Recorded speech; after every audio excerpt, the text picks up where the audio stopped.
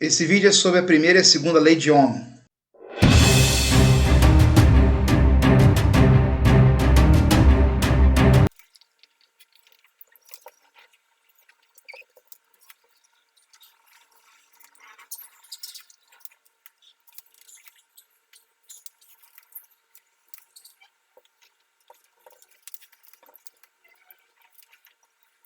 Então, pessoal, a primeira lei de Ohm diz o seguinte: quando mantemos a temperatura de um condutor constante, a tensão aplicada aos seus terminais, a tensão que o gerador dá, né, DDP, ela se torna diretamente proporcional à corrente que o atravessa, tá? Então, quando a temperatura dele permanecer constante, ficar constante, a tensão é diretamente proporcional aí. O que isso significa? Se eu jogar 100 volts para ele, passa uma corrente de 2 amperes, por exemplo. Se eu jogar 200 volts, quer dizer, eu dobrei a DDP, eu vou ter uma corrente de 4 amperes.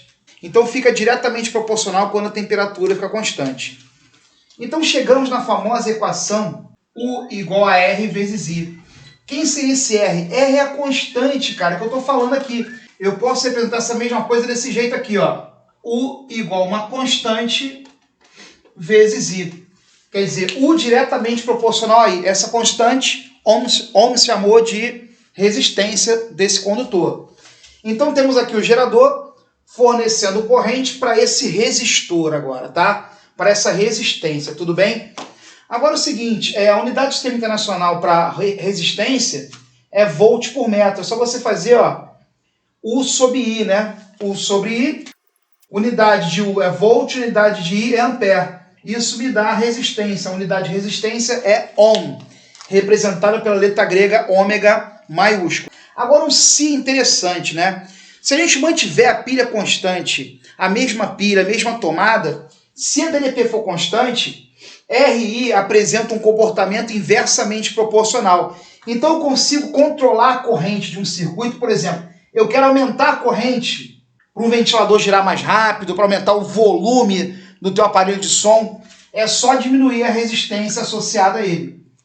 Então, em função da resistência aumentar e diminuir, eu consigo impedir ou liberar a corrente, tá? Para circular nesse aparelho, nesse circuito. A gente vai falar isso aqui a pouquinho na segunda lei. Isso aqui se chama potenciômetro, tá, pessoal? Então, pessoal, dando continuidade, o que vem a ser um resistor ôhmico? Resistor ôhmico é aquele resistor que já chegou ali e está mantendo a sua temperatura constante. Se ele não varia a temperatura, ele não dilata mais, tá? Então ele passa a respeitar a primeira lei de Ohm. Essa aqui, U igual a RI. Então sua resistência fica constante a partir desse momento, que sua temperatura está constante, tá? E usando aqui uma matemáticazinha, pessoal, lente da física, lente da matemática. Aqui eu tenho uma equação da reta, função afim, tudo bem? Onde o A é a constante da reta, o coeficiente angular. Então no gráficozinho aqui vou ter uma reta, passando aqui pela origem, né, dos gráficos, dos eixos, tudo bem? U na vertical e na horizontal. Y vale U, X vale I agora. E o nosso R, pessoal, acaba sendo a razão, né? U por I. U por I, de acordo com a primeira lei de Ohm. E se eu reparar o seguinte, aqui uma visão mais trigonométrica da coisa, esse U é o cateto oposto a alfa e o I é o cateto adjacente. Cateto oposto sobre cateto adjacente, tangente do ângulo alfa. Então, trigonometricamente falando, eu posso associar a tangente desse ângulo ao valor numérico da resistência desse aparelho, desse resistor. Tudo bem? Bom, agora vamos falar da segunda lei de Ohm. Ohm, indo mais a fundo, investigando, né, em laboratório, percebeu que a resistência de um corpo dependia do material que constitui esse corpo, a sua resistividade, tá? Então tá aqui a letra grega Rho, que representa a resistividade do material que compõe o resistor. L de comprimento, tá, pessoal? Dependia também do comprimento desse resistor. Quanto maior o comprimento de uma resistência, mais resistência oferece, inversamente proporcional à área de seção transversal desse condutor. Então vamos para o desenho. Eu tenho aqui um resistor de comprimento L e uma área de seção transversal. Seção é de corte, pessoal, tá? Secção, tudo bem? Transversal porque é um corte perpendicular ao comprimento do fio. Se fosse corte longitudinal, pensa assim, longitudinal ao longo do fio. Transversal, perpendicular ao fio, tá?